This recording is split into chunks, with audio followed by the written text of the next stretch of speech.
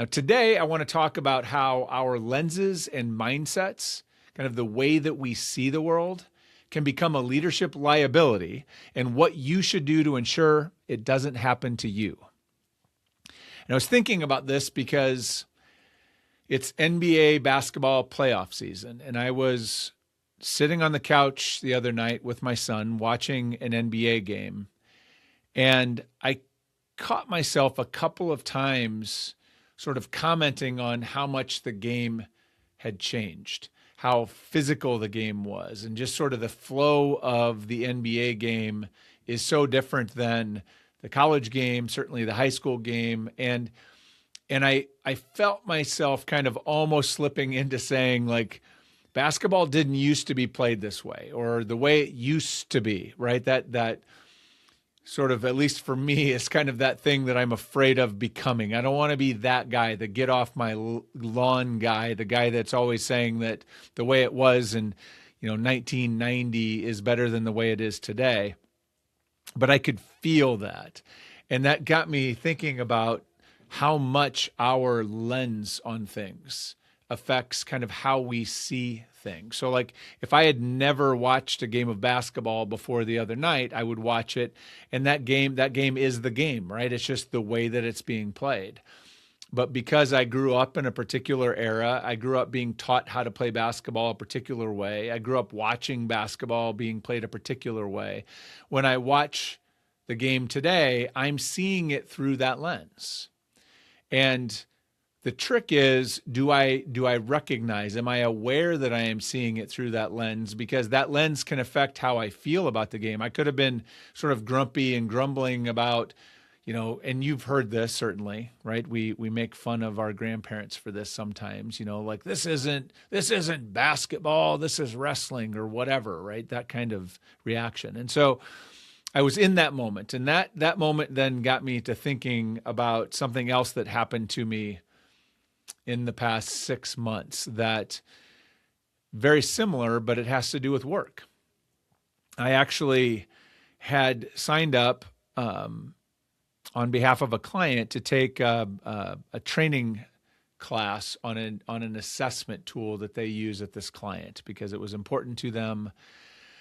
They invited me to go through the training program so that I understood the tool and could understand that in the context of doing work with them. And so I said, sure, because I'm always interested in learning about a new tool. And it was something interesting for me to kind of, I guess, get into training. I hadn't been into a training program for a while.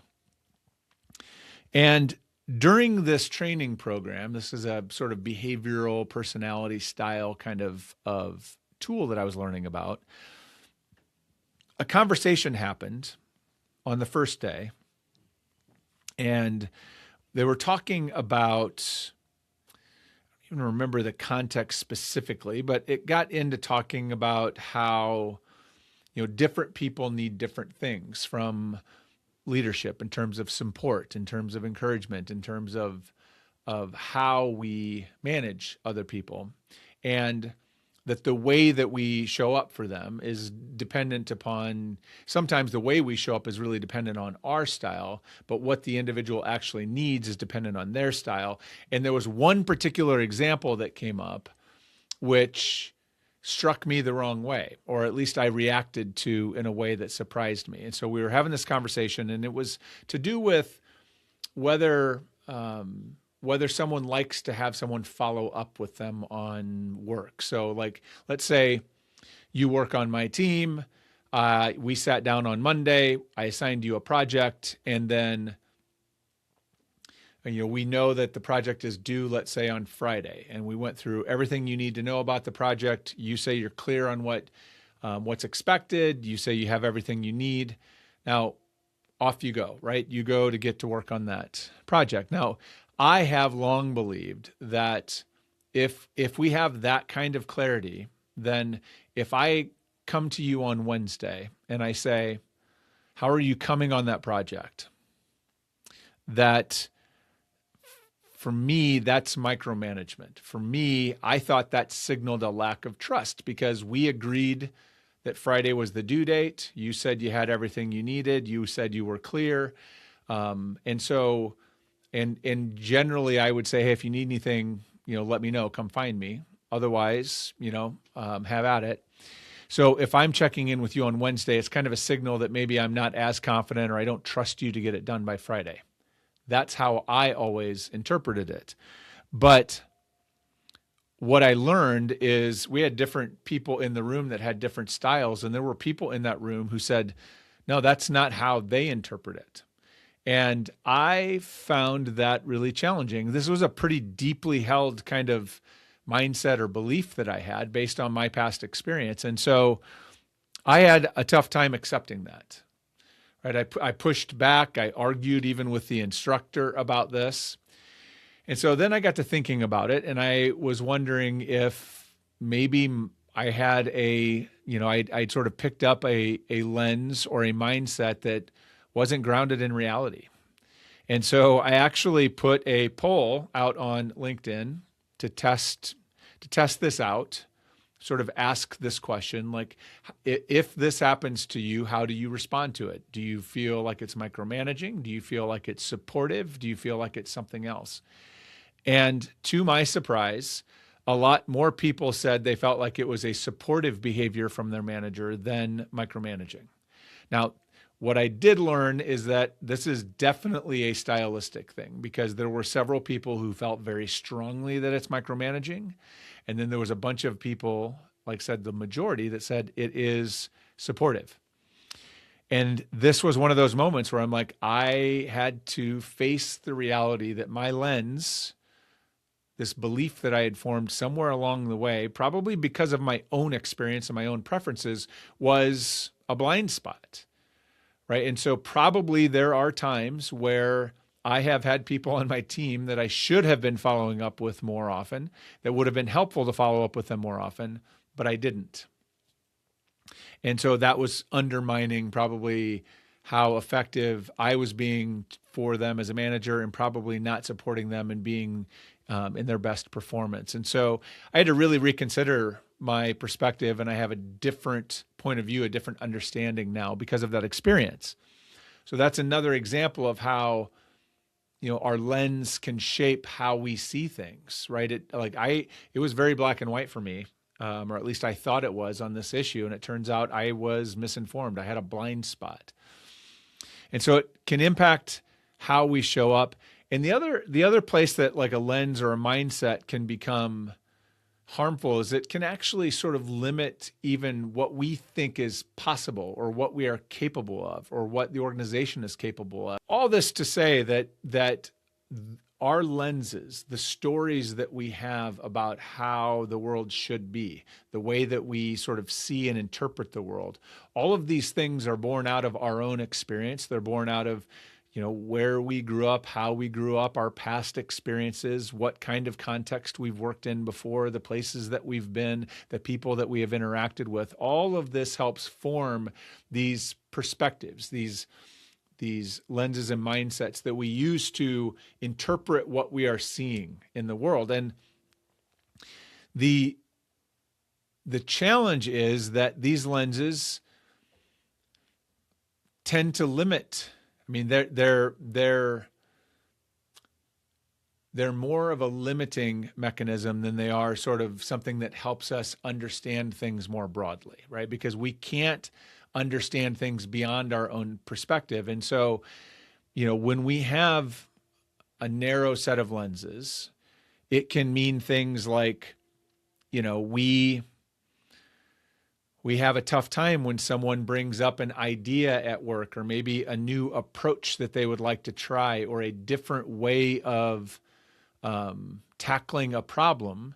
We have trouble seeing that as potentially valuable. We tend to immediately rule things out because it's like, well, that doesn't make sense. That doesn't fit, this way that I understand how things work. And so we're quick to dismiss things, or we have trouble seeing the opportunity in a new idea.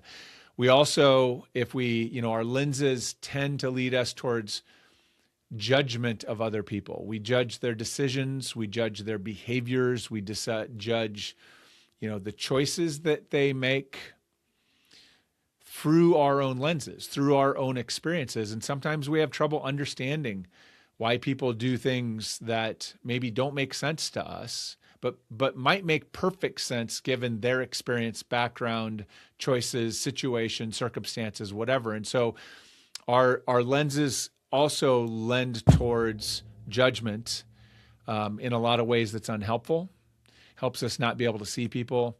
And I think the other thing that I illustrated earlier is that we also, I think our lenses are strongly affected by our own preferences, our own desires about how we prefer to be treated in the world, how we want to be seen, how we are.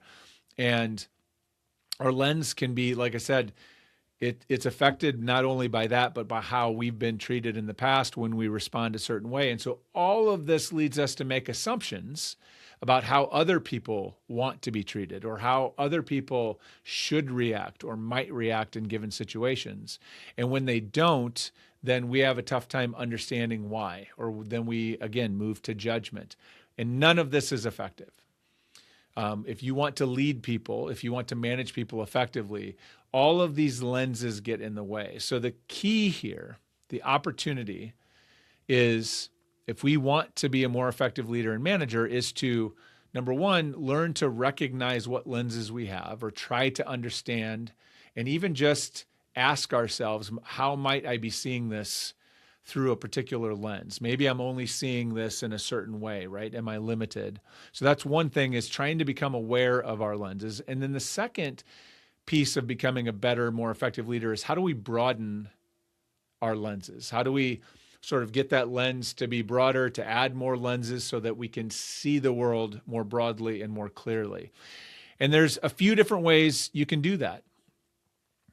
The things that I have found to be helpful, there's basically two different things, and it's really an intentional practice that you have to embark on and be committed to. Number one is exposing yourself to new ideas and new perspectives and learning about sort of different experiences of the world that other people are having, right? That will help you sort of get a peek into maybe how a different person sees the world, so you can expand to understand that there are different lenses or different perspectives you can take.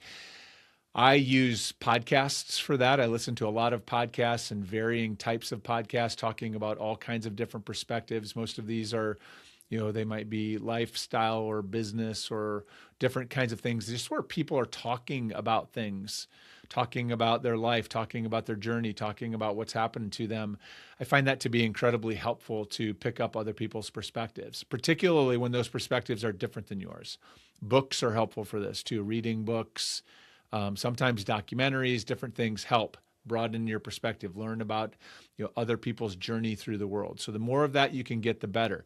The other thing I would say is continue to, and I know this is a challenge for me, just from a time and just a commitment perspective, is continue to invest in training and development experiences. Put yourself in a situation where you're challenged to learn something new.